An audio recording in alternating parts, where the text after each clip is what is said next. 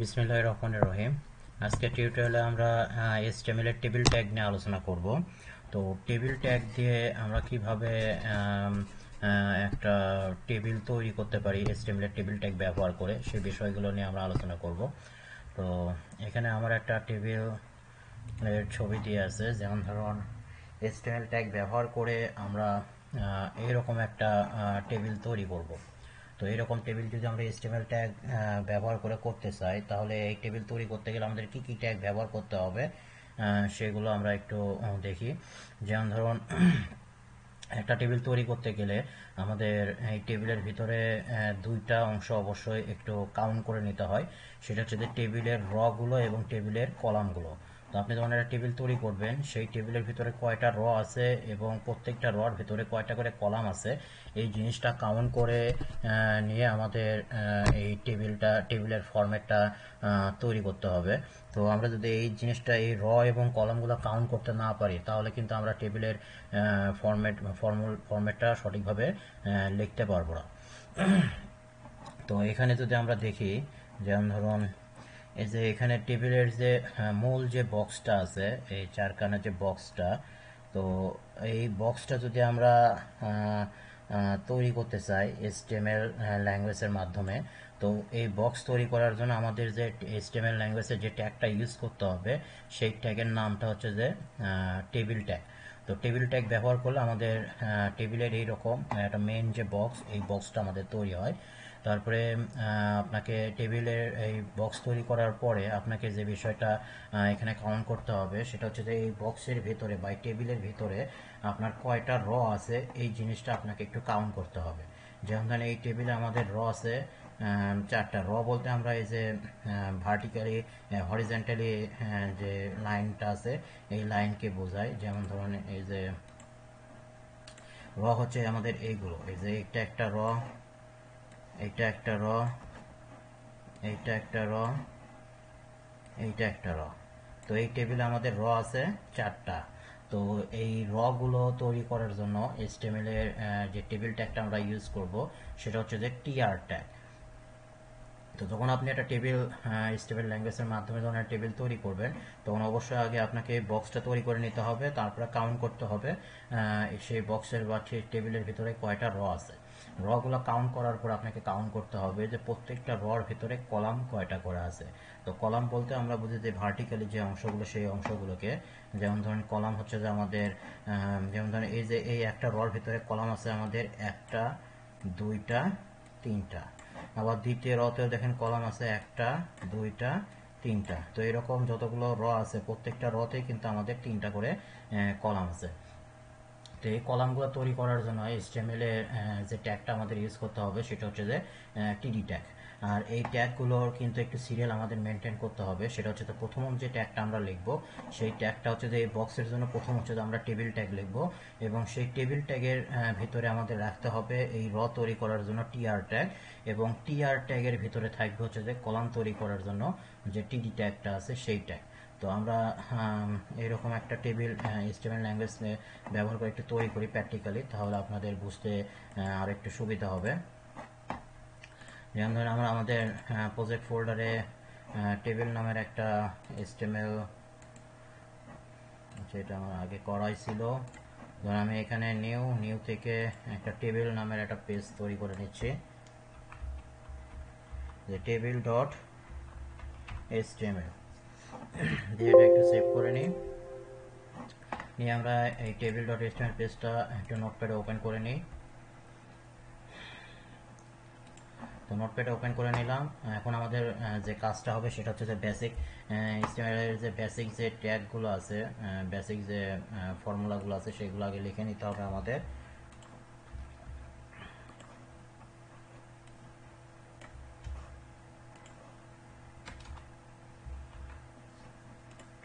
যেমন HTML এর যে বেসিক ফর্মুলা, সেটা আমরা আগে এখানে লিখে নিলাম।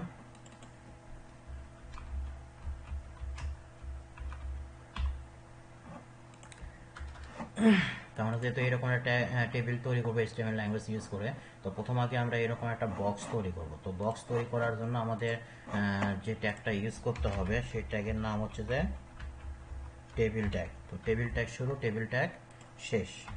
তারপরে আমাকে দেখতে হবে সে এই টেবিলের ভিতরে আমাদের র কয়টা আছে। তো আমাদের এখানে র আছে 1টা 2টা 3টা 4টা। তো এরকম প্রত্যেকটা র তৈরি করার জন্য আমাকে এখানে আমরা জানি যে র তৈরি করার জন্য আমাদের ট্যাগ ইউজ করতে হয় হচ্ছে যে টিআর ট্যাগ। তো টিআর ট্যাগ শুরু, টিআর ট্যাগ শেষ। তো আমি যদি এইভাবে একবার টিআর ট্যাগ শুরু শেষ করি তাহলে কিন্তু আমাদের শুধুমাত্র এই একটা র তৈরি হবে। তো আমার এখানে যেহেতু 4টা র আছে, তাহলে 4টা র তৈরি করার জন্য আমাকে এখানে 4বার কিন্তু আমাকে এখানে টিআর ট্যাগটা শুরু শেষ করতে হবে।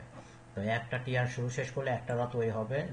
তারপরে যদি আমি 3টা র চাই তাহলে আমাকে অবশ্যই 3বার এরকম টিআর ট্যাগ শুরু শেষ করতে হবে। তাহলে টিআর ট্যাগ আমরা টেবিলের ভিতরে টিআর ট্যাগটা আমরা তৈরি করে নিলাম। তো এই টিআর ট্যাগটা কিন্তু টেবিলের বাইরে ব্যবহার করা যাবে না। আমরা যদি এইভাবে টেবিলের বাইরে যদি টিআর ব্যবহার করি তাহলে কিন্তু টেবিলের যে ফর্মুলাটা সেটা কিন্তু ফলো হবে না, আপনার টেবিলের লেআউটটা আপনার সঠিকভাবে ডিজাইন হবে না। তো আপনাকে কিন্তু এই ট্যাগ লেখার যে ফর্মুলাটা টেবিলের সেটা কিন্তু অবশ্যই ফলো করতে হবে। যে টেবিলের ভিতরে থাকবে হচ্ছে যে আমাদের টিআর মানে টেবিলের র গুলো। এখন আসি এই র গুলোর ভিতরে দেখেন আমাদের কিন্তু কলাম আছে। তো প্রত্যেকটা রর ভিতরে দেখেন 3টা করে কলাম আছে, 1টা 2টা 3টা। তো এই কলাম তৈরি করার জন্য যে ট্যাগটা সেটা যে আমরা বলে দিচ্ছি যে কলাম তৈরি করার জন্য আমাদের টিডি ট্যাগ ইউজ করতে হবে। তো এই টিডি ট্যাগগুলো কিন্তু আমাদের অবশ্যই এই র গুলোর ভিতরে ব্যবহার করতে হবে। আমি যদি রর বাহিরে যদি এখানে টিডি ট্যাগটা লিখি এইভাবে তাহলে কিন্তু আমার টেবিলের ফর্মুলাটা কিন্তু ফলো হবে না বা টেবিলের লেআউটটা কিন্তু সঠিকভাবে তৈরি হবে না। তো আপনাকে যেটা করতে হবে সেটা হচ্ছে যে টিআর এর ট্যাগ শুরু, টিআর ট্যাগ শেষ, এর মাঝখানে আপনাকে একটু স্পেস তৈরি করে নিয়ে এখানে কিন্তু আপনাকে এই কলাম তৈরি করার জন্য ট্যাগটা লিখতে হবে। যেমন ধরুন আমি এখানে টিডি ট্যাগ শুরু করলাম, টিডি ট্যাগ শেষ করলাম। তো এইভাবে একটা টিডি ট্যাগ শুরু শেষ করলে আমাদের শুধুমাত্র এই একটা কলাম কিন্তু আমাদের তৈরি হবে। তো আমার যেহেতু এখানে আরো 3টা কলাম আছে, তো 3টা কলাম তৈরি করতে গেলে আমাকে অবশ্যই এখানে টিডি ট্যাগটা শুরু শেষ করতে হবে 3বার। তো আমি যদি এইভাবে 3বার টিডি ট্যাগ শুরু শেষ করি তাহলে আমাদের এই একটা রর ভিতরে 3টা কলাম তৈরি হয়ে যাবে। তো এইভাবে আমাদের প্রত্যেকটা রর ভিতরে যেহেতু 3টা করে কলাম আছে, তো আমি একটু স্পেস দিয়ে দিয়ে কোডগুলো একটু করে নিই। প্রত্যেকটা কলামের ভিতরে এই যে টিআর শুরু টিআর শেষ, আবার টিআর শুরু টিআর শেষ, এর মাঝখানে আমাদের কলামগুলো আমি এখানে দিয়ে দিলাম। তারপর আবার টিআর শুরু টিআর শেষ, এর মাঝখানে কলাম, আবার টিআর শুরু টিআর শেষ, এর মাঝখানে কলাম দিয়ে দিলাম। আর এখন ধরুন এই কলামের যে ডাটাগুলো থাকবে, যেমন ধরুন এই ডাটাগুলো আছে এখানে হেডিং ওয়ান হেডার এগুলো হেডার বা ওয়ান ডাটা টু ডাটা এরকম দিয়ে আছে। তো ডাটা হিসাবে আপনি যে কোনো টেক্সট দিতে পারেন। যেমন ধরুন আমি প্রথম যে রটা আছে এখানে আমি ডাটা হিসাবে ধরুন আমি এখানে লিখলাম নেম, তারপরে এখানে লিখলাম রোল, এখানে লিখলাম এজ। তো টেবিলের প্রথম যে রটা থাকে সেই রটাকে কিন্তু আমরা টেবিলের হেডিং বলি, এবং বাকি যে রগুলো থাকে সেই রগুলোতে টেবিলের ওই হেডিং অনুযায়ী কিন্তু ডাটাগুলো আমরা বসাই। তো আমাদের প্রথম যে র সেটা হচ্ছে যে টেবিলের হেডিং হিসেবে আমরা এখানে লিখব।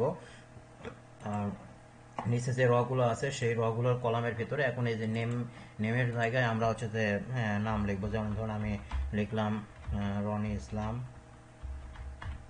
তারপরে ধরুন রোল দিলাম,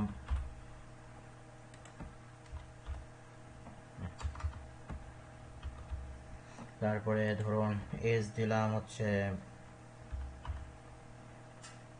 তাহলে আমাদের এই যে দ্বিতীয় রড ডাটাগুলো আমরা দিয়ে নিলাম। তারপরে তৃতীয় রড ডাটাটাও আমরা লিখি। তাহলে নেমের জায়গায় ধরুন আমি নেম লিখলাম, তারপরে রোলের জায়গায় হচ্ছে যে রোল,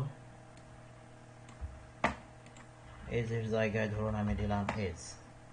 তারপরে তৃতীয় রতেও ধরুন আমি এইরকম কিছু লিখলাম, রোল দিলাম, তারপরে এজ দিলাম। তো ধরুন আমাদের টেবিলের যে ফর্মুলাটা ছিল সেটা আমরা লিখে নিয়েছি, ডাটাগুলো আমরা দিয়ে দিছি। এখন টেবিল এর পেজটা আমরা একটু সেভ দিয়ে ব্রাউজারে একটু রান দিয়ে দেখি কীরকম আমাদের টেবিলটা লেআউটটা হলো কিনা। এখন এটা সেভ দিই, সেভ দেওয়ার পরে এটা ব্রাউজারে রান দেবো আমরা। তো ব্রাউজারে রান দিলে দেখেন এই যে আমাদের এগুলো কিন্তু টেবিলের ডাটা কিন্তু চলে আসছে। তো এই যে এটা হচ্ছে আমাদের টেবিলের হেডলাইন, নেম, রোল, এজ। তারপর নেমের আন্ডারে আমাদের এই যে নেমগুলো আছে, রোলের আন্ডারে রোল এবং এজের আন্ডারে হচ্ছে যে এজ। তো এখানে আমরা টেবিলের যে এখানে যেরকম বর্ডার আছে, বর্ডার থাকলে আমরা টেবিলের কলামগুলো খুব সহজে বুঝতে পারবো। তো এখানে কিন্তু আমাদের টেবিলের বর্ডারটা এখানে আমাদের শো হয়নি। তো টেবিলের বর্ডারটা শো করার জন্য টেবিলে যদি আপনি টেবিলের বর্ডারগুলো শো করাতে চান, তাহলে আপনাকে একটা অ্যাট্রিবিউট ইউজ করতে হবে। অ্যাট্রিবিউটের নাম হচ্ছে যে বর্ডার অ্যাট্রিবিউট। তো বর্ডার অ্যাট্রিবিউট দিয়ে এখানে বলে দেন যে 1, দিয়ে সেভ দেন। মানে এটা যদি বর্ডারের ওয়াইড আমরা দিলাম 1 পিক্সেল দিলাম, রিফ্রেশ করি। রিফ্রেশ করলে এই যে এখন দেখেন আমরা কিন্তু টেবিলের এই যে কলাম, র, এই জিনিসগুলো কিন্তু খুব সহজে বুঝতে পারতেছি। তো এই যে এটা হচ্ছে আমাদের টেবিলের মেন সেকশন, মানে চতুর্ভুজ একটা বক্স। তার ভিতরে আমাদের র আছে 1টা 2টা 3টা 4টা, আর এই যে 1টা 2টা 3টা 4টা র, আর প্রত্যেকটা রর ভিতরে কলাম আছে 1টা 2টা 3টা করে। তো সেই অনুযায়ী আমরা যেভাবে কোড লিখছি সেই অনুযায়ী কিন্তু আমাদের এখানে লেআউটটা কিন্তু এখানে শো হয়েছে। এখন টেবিল ট্যাগের যে ডিফল্ট যে বৈশিষ্ট্যটা, সেটা হচ্ছে যে টেবিল ট্যাগের ডিফল্ট ওয়াইডটা ডাটা অনুযায়ী এটার ওয়াইডটা কম বেশি হয়। যেমন ধরুন আমাদের এখানে ডাটার একটু কম আছে, যার কারণে টেবিলের ওয়াইডও এরকম ছোট আকারে আছে। তো আপনি যদি চান যে টেবিলের ওয়াইডটা ডাটা কম থাকুক, সমস্যা নাই, কিন্তু টেবিলের ওয়াইডটা আপনি বড় করতে চাচ্ছেন, তো সেই ক্ষেত্রে আপনি টেবিলের ওয়াইডটা বড় করতে পারবেন। তো টেবিলের ওয়াইড বড় করার জন্য আমরা এখানে একটা অ্যাট্রিবিউট ইউজ করব। অ্যাট্রিবিউটের নাম হচ্ছে যে ওয়াইড অ্যাট্রিবিউট। তো ওয়াইড অ্যাট্রিবিউট দিয়ে ধরুন আমি দিলাম 80% দিলাম, যে আমাদের পেজের 80% এটা ওয়াইড নেবে। এখন রিফ্রেশ করে দেখেন যে টেবিল কিন্তু আমাদের বড় হয়ে গেছে। ডাটা আমাদের অল্প থাকলেও টেবিল কিন্তু আমাদের আমরা যতটুকু চাইছিলাম ততটুকু হয়ে গেছে। আর আমাদের যে 20% যে গ্যাপ থাকলো, ধরুন আমি চাচ্ছি যে এই 20% দুই পাশে 10 করে আমাদের ভাগ হয়ে যাবে। মোট কথা আমাদের টেবিলটা সেন্টারে থাকবে। তো টেবিলকে যদি আপনি সেন্টারে করতে চান, তো সেই ক্ষেত্রে আপনাকে অবশ্যই ওয়াইডটা একটু কম রাখতে হবে, 100-এর চাইতে একটু কম রাখবেন। রেখে আপনি এখানে অ্যাট্রিবিউট ইউজ করবেন হচ্ছে যে অ্যালাইন। তো অ্যালাইন লিখে আপনি এখানে বলে দেবেন সেন্টার, দিয়ে সেভ দিয়ে রিফ্রেশ করলে দেখেন এই যে আমাদের টেবিলটা কিন্তু সেন্টারে চলে গেছে। আর এই লেআউটে একটা জিনিস দেখেন, সেটা হচ্ছে যে আমাদের টেবিলের যে হেডটা আছে, সেই হেডের ভিতরে যে কন্টেন্টগুলো আছে সেগুলো দেখেন এই কন্টেন্টগুলোর চাইতে কিন্তু একটু আলাদা। মানে এগুলোর চাইতে একটু দেখেন এটা বোল্ড হয়ে আছে, এবং এগুলো কিন্তু ডিফল্টভাবে কিন্তু সেন্টারে আছে। তো আমাদের টেবিলের যে হেডটা থাকে সেটা হচ্ছে আমাদের প্রথম র। তো এই রটাকে যদি আমরা এইভাবে এই হেড রর ভিতরে যে কন্টেন্টগুলো আছে সেই কন্টেন্ট রগুলোর যদি ডিফল্ট বৈশিষ্ট্য যদি এইভাবে যদি আমরা এখানে শো করাইতে চাই, তাহলে আমাদের যেটা করতে হবে সেটা হচ্ছে যে আমাদের এই যে প্রথম যে রটা আছে এই রর ভিতরে আমাদের কলামগুলো টিডির ভিতরে রাখা যাবে না। টিডির ভিতরে না রেখে আমরা এখানে আরেকটা ট্যাগ আছে, ট্যাগের নাম হচ্ছে যে টিএইচ। টিএইচ বলতে টেবিলের হেড। তো এই টিএইচ ট্যাগ যদি আমরা ইউজ করি, তাহলে আমাদের টেবিলের কলামের এইরকম কন্টেন্টের এইরকম স্টাইলটা চলে আসবে। তো আমরা এখানে শুধুমাত্র যেটা আমাদের টেবিলের হেড র থাকবে, সেই হেড রর ভেতরের যে কলামগুলো থাকবে সেগুলোতে আমরা টিডি ইউজ না করে এখানে আমরা ইউজ করব টিএইচ ট্যাগটা আমরা ইউজ করব। আর বাকি রর যে কলামগুলো আছে সেগুলোতে আমরা এই টিডি ট্যাগটা আমরা ইউজ করব। টিএইচ ট্যাগ শুরু, টিএইচ ট্যাগ শেষ, তারপর টিএইচ ট্যাগ শুরু, টিএইচ ট্যাগ শেষ, টিএইচ টিডি ট্যাগ শুরু, টিএইচ ট্যাগ এখানে শুরু করছে, এখানে আমরা টিএইচ ট্যাগটা ক্লোজ করে দিলাম। এখন একটা সেভ দিই। সেভ দেওয়ার পরে যদি আমরা রিফ্রেশ করি, রিফ্রেশ করলে এই যে দেখেন এখন কিন্তু ডিফল্টভাবে কিন্তু এই যে আমাদের যে টেবিলের হেডের যে ডাটাটা সেটা সেন্টারে চলে আসছে, এবং এগুলো কিন্তু একটু বোল্ড হয়ে গেছে। আর এখন আমরা চাচ্ছি যে আমাদের পরবর্তীতে যে রগুলোর ডাটা আছে এই রগুলোর ডাটাগুলোকেও আমি চাচ্ছি যে সেন্টারে নিয়ে আসবো। এগুলো তো ডিফল্টভাবে আমাদের লেফটে আছে। তো এই রগুলোর যে ডাটাগুলো আছে বা কলামের যে ডাটাগুলো আছে এগুলোকে যদি আমরা সেন্টারে নিতে চাই, তাহলে যেমন ধরুন এই দ্বিতীয় র, তাহলে দুইটার উপর আমরা নিতে পারি। সেটা হচ্ছে যে আমরা এই টিডির ভিতরেও যদি আমরা এগুলোকে সেন্টারে নেওয়ার জন্য, যেহেতু আমরা জানি যে আমাদের অ্যালাইন অ্যাক্টিভিটি ইউজ করতে হয় সেন্টারে ডাটাগুলোকে অ্যালাইনমেন্ট করার জন্য। তো আমি যদি এখন এই টিডির ভিতরে যদি লিখে দিই যে অ্যালাইন সেন্টার, তো শুধুমাত্র আমি এই টিডিতে অ্যালাইন সেন্টার করলাম, করার পরে যদি এখন একটা সেভ দিই, তাহলে দেখেন শুধুমাত্র কিন্তু আমার এই কলামের ডাটাটাই কিন্তু সেন্টারে চলে আসছে, বাকি কলামের ডাটাগুলো কিন্তু আমাদের সেন্টারে আসেনি। তো আপনি এইভাবে যদি ইউজ করেন তাহলে কিন্তু আপনাকে প্রত্যেকবার কিন্তু এই প্রত্যেকটা টিডিতে কিন্তু এই অ্যালাইন সেন্টারটা লিখতে হবে। আর আমি যদি চাই যে না, আমি এই প্রত্যেকটাতে আমি এইভাবে অ্যালাইন সেন্টার দিব না, আমার এই ডাটাগুলো মানে কলামগুলো যার ভিতরে আছে আমি সেখানে অ্যালাইন সেন্টার দিব, তাহলে কিন্তু আমার এগুলো সবগুলো একবারে অ্যালাইন সেন্টার হয়ে যাবে। তাহলে আপনাকে যেটা করতে হবে যে এই কলামগুলো যেহেতু আমাদের আছে হচ্ছে যে রর ভিতরে, তাহলে আপনি এই টিআরএ অ্যালাইন সেন্টার করবেন। তো টিআরএ যদি আমরা অ্যালাইন সেন্টার দিই তাহলে আমাদের খুব সহজেই একবারে আমাদের এইগুলো যতগুলো ডাটা আছে এই রড সবগুলো ডাটাই দেখেন আমাদের সেন্টারে চলে গেছে। তো ধরুন আমি সবগুলো রড ডাটাগুলোকে আমি সেন্টারে নিচ্ছি,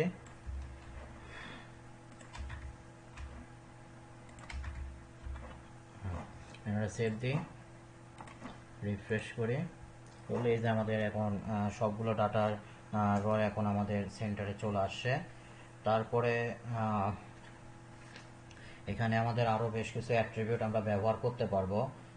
যেমন ধরুন আমরা এই যে আমাদের এই কলামের ভিতরে একটু দেখেন, এই কলামগুলোর ভিতরে কিন্তু তেমন কোনো স্পেস নাই। তো আমি যদি চাই যে এই প্রত্যেকটা কলামের ভিতরে একটু স্পেস তৈরি করব, তো সেই ক্ষেত্রে আমাদের এই টেবিল ট্যাগের ভিতরে একটা অ্যাট্রিবিউট ইউজ করতে হবে। অ্যাট্রিবিউটের নাম হচ্ছে যে সেল প্যাডিং। তো এই সেল প্যাডিং অ্যাট্রিবিউটটা দিয়ে আমরা এখানে ভ্যালু দিব। তো ভ্যালুটা পিক্সেল আকারে আমাদের দিতে হবে, যেমন ধরুন আমি দিলাম যে 15 পিক্সেল। একটা সেভ দিই, সেভ দেওয়ার পরে যদি একটু রিফ্রেশ করি, রিফ্রেশ করলে দেখেন এই যে আমাদের এখন প্রত্যেকটা কলামের ভিতরে কিন্তু আমাদের 15 পিক্সেল করে, মানে চতুর্পাশে লেফটে, টপে, বটমে এবং রাইটে ওই কলামের চতুর্পাশে কিন্তু 15 পিক্সেল করে আমাদের গ্যাপ ধরে নিছে। তো 15 পিক্সেল একটু বেশি হয়ে গেছে, ধরুন আমি এখানে আপাতত 10 পিক্সেল দিলাম। এটা গেল কলামের ভিতরে যদি আপনি স্পেস দিতে চান তাহলে আপনাকে এই সেল প্যাডিং অ্যাট্রিবিউটটা ইউজ করতে হবে।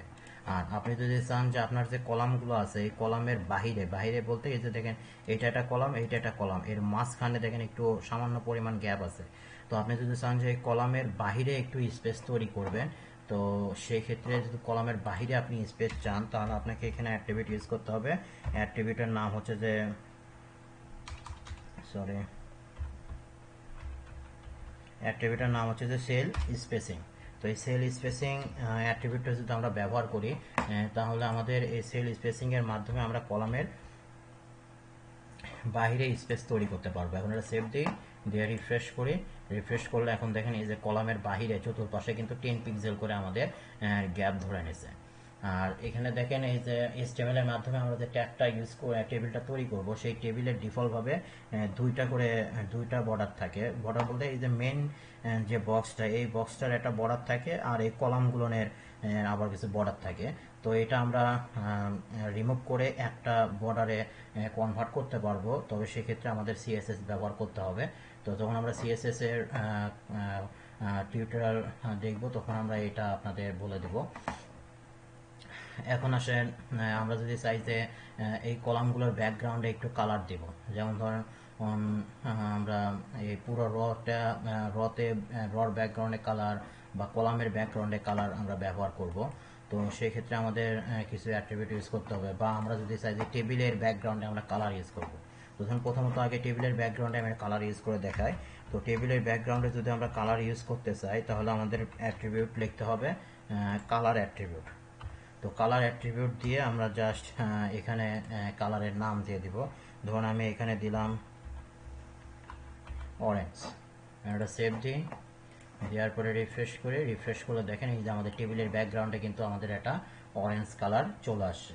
তারপর আপনি যদি আবার রতে যদি কালার দিতে চান, রতেও কালার দিতে পারবেন। তাহলে জাস্ট এই যে টিআর যেটা আছে সেখানে আপনি আবার এই অ্যাট্রিবিউটটাই ব্যবহার করেন, যে বিজি কালার দিয়ে ধরুন আপনি এখানে দিলেন, জাস্ট আমি আপনাদের দেখানোর জন্য এটা ব্যবহার করতেছি, জাস্ট দিলাম হচ্ছে যে গ্রে। তো গ্রে দিলে দেখেন এই যে রগুলোতে কিন্তু আমাদের এটা গ্রে কালার ধরে নিয়েছে। আবার আপনি যদি চান যে না শুধুমাত্র আমি ওই শুধুমাত্র এই কলামে আমি ব্যাকগ্রাউন্ড কালার দিব, তাও আপনি দিতে পারবেন। তাহলে শুধুমাত্র আপনি যে কলামে কালার দিতে চাচ্ছেন তাহলে সেই কলামে গিয়ে জাস্ট লিখবেন হচ্ছে যে বিজি কালার, ধরুন আমি এখানে গ্রিন দিলাম, সেভ দিই, রিফ্রেশ করলে দেখেন এই যে আমাদের শুধুমাত্র ওই কলামটাই কিন্তু আমাদের ব্যাকগ্রাউন্ডে কালার ধরে নিয়েছে।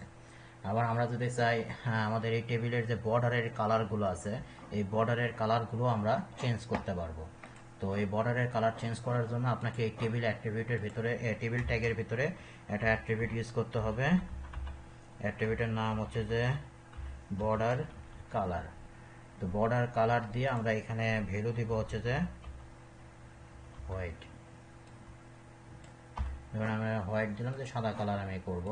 আমরা সেভ দিই, রিফ্রেশ করি, দেখেন বর্ডারের কালার কিন্তু আমাদের হোয়াইট হয়ে গেছে। তারপরে আমরা যদি চাই যে টেবিলের ব্যাকগ্রাউন্ডে কালার ইউজ না করে টেবিলের ব্যাকগ্রাউন্ডে আমরা ইমেজ ইউজ করব, তাও আমরা করতে পারবো। তো ইমেজ ইউজ করার জন্য আমাদের, যেমন ধরুন আমরা এখানে ব্যাকগ্রাউন্ড কালার ইউজ করছিলাম, এবং কালারটা আমি বাদ দিয়ে আমি চাচ্ছি যে ব্যাকগ্রাউন্ড ইমেজ ইউজ করব। তো ব্যাকগ্রাউন্ডে যদি ইমেজ ইউজ করতে চান তাহলে আপনাকে প্রপার্টি লিখতে হবে ব্যাকগ্রাউন্ড। তো ব্যাকগ্রাউন্ড প্রপার্টি লিখে এর ভিতরে আপনাকে ইমেজের লোকেশন দিতে হবে। তো আমরা যে ফোল্ডারে কাজ করতেছি সেই ফোল্ডারে দেখেন এখানে আমাদের একটা ইমেজ ফোল্ডার আছে, এবং এই ইমেজ ফোল্ডারের ভিতরে কিন্তু আমাদের অনেকগুলো ইমেজ আছে।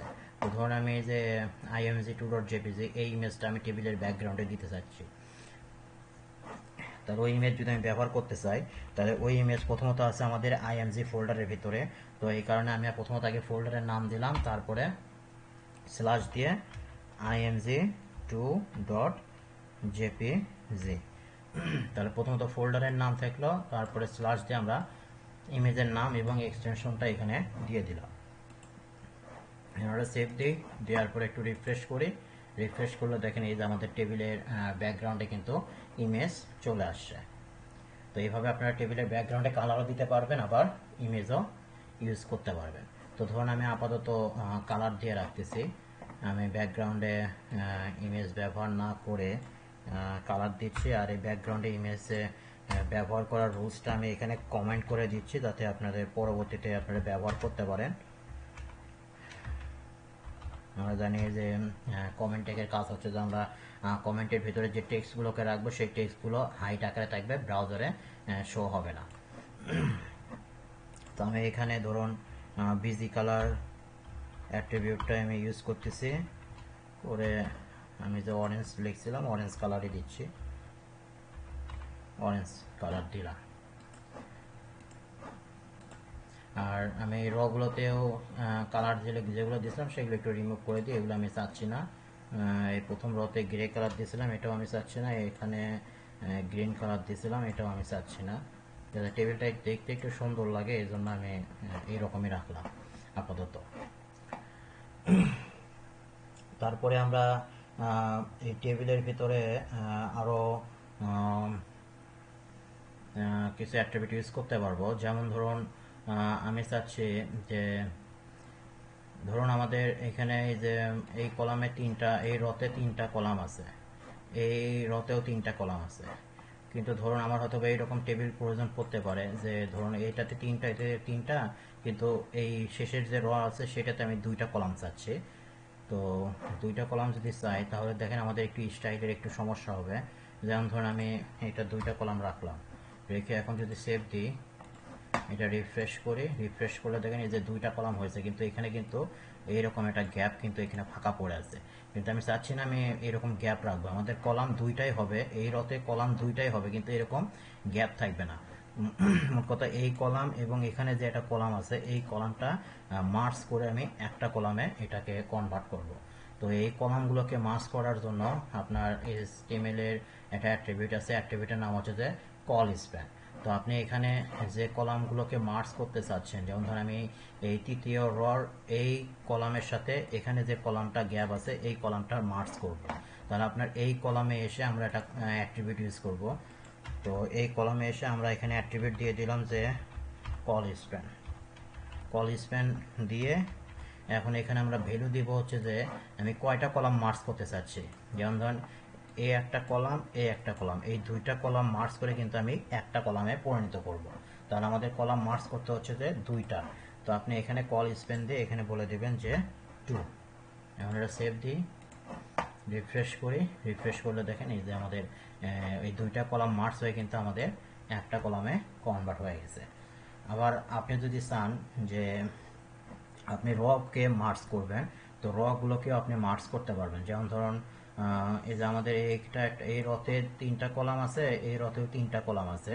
তো ধরুন আমি এখানে একটা কলাম কমাই দিচ্ছি তৃতীয় নাম্বার রতে, এই তৃতীয় নাম্বার রতে আমি একটা কলাম কমাই দিলাম। এখন এটা সেভ দিই, সেভ দিয়ে রিফ্রেশ করি, রিফ্রেশ করলে এই যে দেখেন এখানে একটা কলাম কম আছে। তো এখন আমি যেটা চাচ্ছি সেটা হচ্ছে যে এই যে আমাদের দ্বিতীয় নাম্বার এবং তৃতীয় নাম্বার এই দুইটা মিলে আমাদের একটা এই যে এখানে যে কলামটা আছে এই কলামটা এবং এখানে যে কলামের গ্যাপটা আছে এই গ্যাপটা মিলে একটা রতে এটা কনভার্ট হয়ে থাকবে।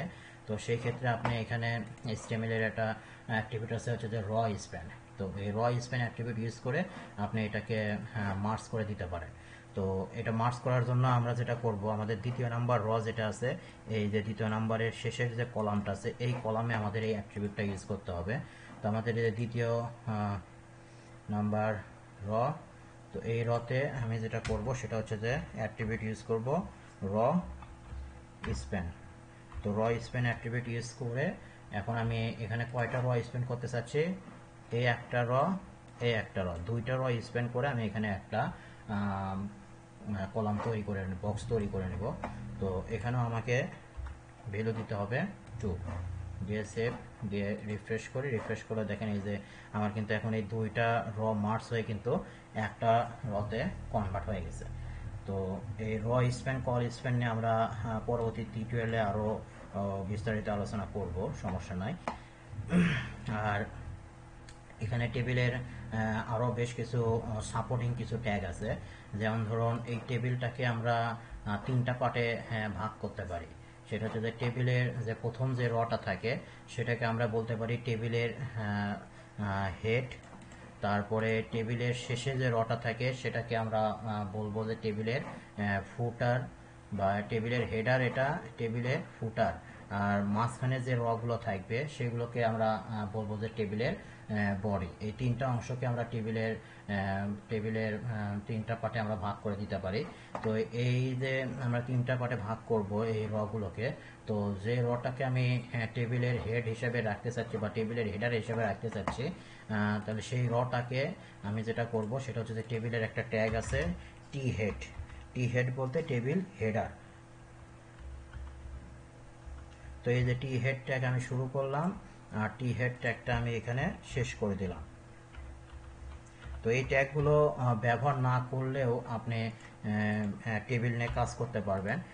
তো এই ট্যাগগুলো জাস্ট হচ্ছে যে একটা সাপোর্টিং হিসাবে কাজ করবে, যে আপনি যাতে পরবর্তীতে এই কোডটা দেখেই বুঝতে পারেন যে এই যে টি হেডের ভিতরে যে রটা আছে এটা হচ্ছে যে টেবিলের হেডার। যার কারণে আপনি যা সেটা ইন্ডিকেট করে রাখার জন্য এটা আপনি ব্যবহার করলেন। তারপরে টেবিলের যে শেষের যে রটা আছে এই রটাকে আপনি টি ফুট নামের একটা ট্যাগ আছে, এই ট্যাগের ভিতরে রাখতে পারেন। টি ফুট বলতে টি ফুটার।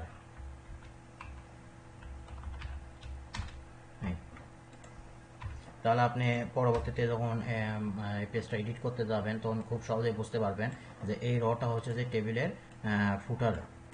আর বাকি যেগুলো থাকবে এই গুলোকে আমরা যেটা করব সেটা হচ্ছে যে টেবিলের আর একটা ট্যাগ আছে সেটার নাম হচ্ছে যে টি বডি, মানে টেবিল বডি। তাহলে টেবিল বডি, টি বডি ট্যাগ শুরু। তো টি বডির ট্যাগ আমরা এই যে একবারে এখানে ক্লোজ করে দিচ্ছি।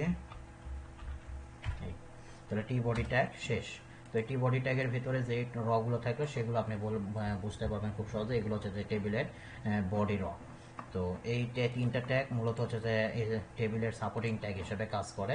তো এগুলো আপনি ব্যবহার করলেও করতে পারেন, না করলেও করতে পারেন, কোনো সমস্যা নাই। যা শুধু আপনার যে মেইন যে ট্যাগ সেটা হচ্ছে যে টেবিল, টিআর আর হচ্ছে যে টিডি, এই 3টা ট্যাগ ব্যবহার করে আপনি টেবিলের সব কাজগুলো আপনি করতে পারবেন। আর টেবিলের আরেকটা কাজ ট্যাগ আছে সেটা হচ্ছে ক্যাপশন ট্যাগ।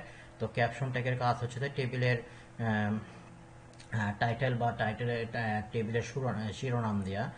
তো এটা আমরা ওই ক্যাপশন ট্যাগ ব্যবহার করেও করতে পারি বা অন্য কোনো ট্যাগ ব্যবহার করেও করতে পারি। তো যেহেতু আমরা টেবিল ট্যাগ নিয়ে আলোচনা করতেছি, ধরুন আমি এই ক্যাপশন ট্যাগ ব্যবহার করে আপনাদের দেখাই দিচ্ছি। তো এই ক্যাপশন ট্যাগটা আপনাকে ইউজ করতে হবে টেবিল ট্যাগের পরে। তো টেবিল ট্যাগের পরে ব্যবহার করেন আর যেখানেই ব্যবহার করেন এই ক্যাপশন ট্যাগটা সবসময় টেবিলের ওপরে থাকে। তো আপনি যেখানেই ব্যবহার করেন সমস্যা নাই, এটা আপনার সবসময় টেবিলের ওপরে শিরোনাম হিসেবে থাকবে। তো ধরুন আমি এখানে ক্যাপশন শুরু করলাম, ক্যাপশন শেষ। এখন এর ভিতরে আপনি টেবিলের দিতে পারেন, যে ধরুন আমি এখানে নাম দিলাম, টেবিলের শিরোনাম দিলাম হচ্ছে যে স্টুডেন্ট টেবিল। তো এই ক্যাপশনের ভিতরে যে টেক্সটটুকু রাখবেন সেই টেক্সটটুকু আপনার টেবিলের উপরে এই যে ক্যাপশন আকারে টেবিলের উপরে এইভাবে শো করবে। তো মোটামুটি টেবিল ট্যাগের এইটুকুই, এই কয়টা ট্যাগ এবং এইগুলো অ্যাট্রিবিউট জানলে আপনি টেবিল ট্যাগ নিয়ে খুব সহজেই কাজ করতে পারবেন। তো আজকের টিউটোরিয়ালে এইটুকুই। যদি আজকের টিউটোরিয়ালের কোনো টপিক নিয়ে যদি আপনাদের কোনো প্রবলেম হয় বুঝতে, তাহলে অবশ্যই আপনাদের সমস্যাগুলো আমাদের ফেসবুক পেজ বা ফেসবুক গ্রুপে কমেন্ট করে জানাবেন। আমরা আপনাদের সমস্যাগুলো অবশ্যই সমাধান করব। ধন্যবাদ।